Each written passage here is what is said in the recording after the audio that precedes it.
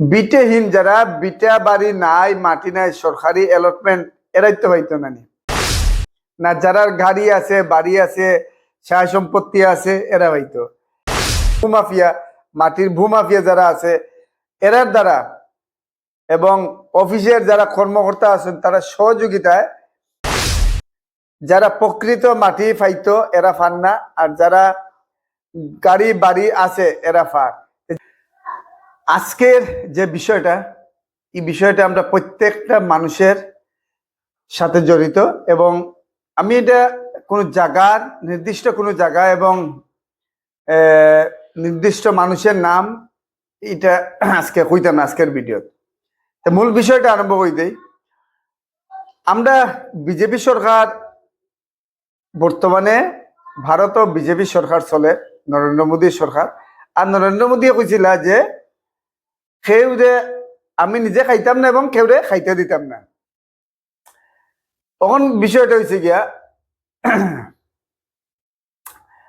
জাগা, মাটি, সম্পত্তি, এগুলা জিনিস দেখুন, খের মাটি থাকে, এক পা হোক, এক যষ্টি হোক, যতটুকু হোক, সবের ইচ্ছা থাকে যে ঘর বাড়ি সুন্দর মতো থাকতো এবং বানাইতো।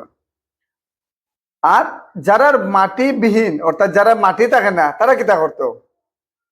তারা তো সরকারে মাটি দেয়। তখন যদি মনে করো সরকারের মাটি, যারা বাড়ি আছে, গাড়ি আছে,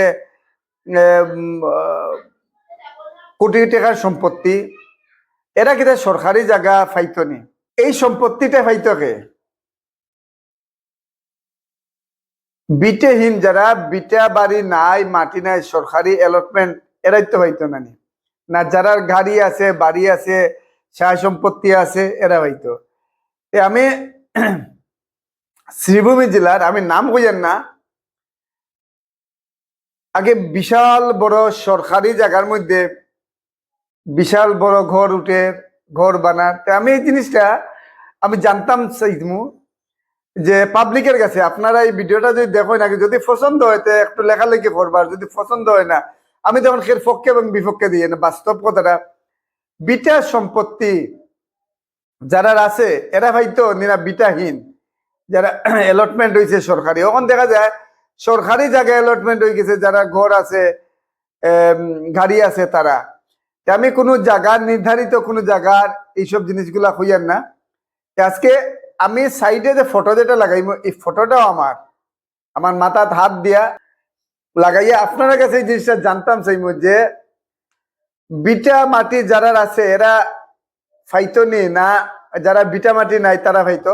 কিন্তু মাটির যারা দালাল চক্র, এরা মাটির যারা দালাল চক্র, এরার দ্বারা এইসব জিনিসগুলা, যারা ভূমাফিয়া, মাটির ভূমাফিয়া যারা আছে এরার দ্বারা এবং অফিসের যারা কর্মকর্তা আছেন তারা সহযোগিতায় যারা প্রকৃত মাটি পাইতো এরা পান না, আর যারা গাড়ি বাড়ি আছে এরা পান।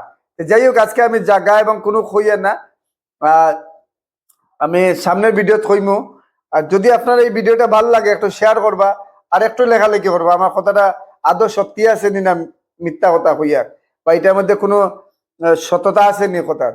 যাই হোক, আমার কথাবার্তা আমি যতটুকু পারছি আপনার সামনে উপস্থাপন করছি। যাই হোক, সবাই সুস্থ তখন, ভালো তখন, এটাই কামনা।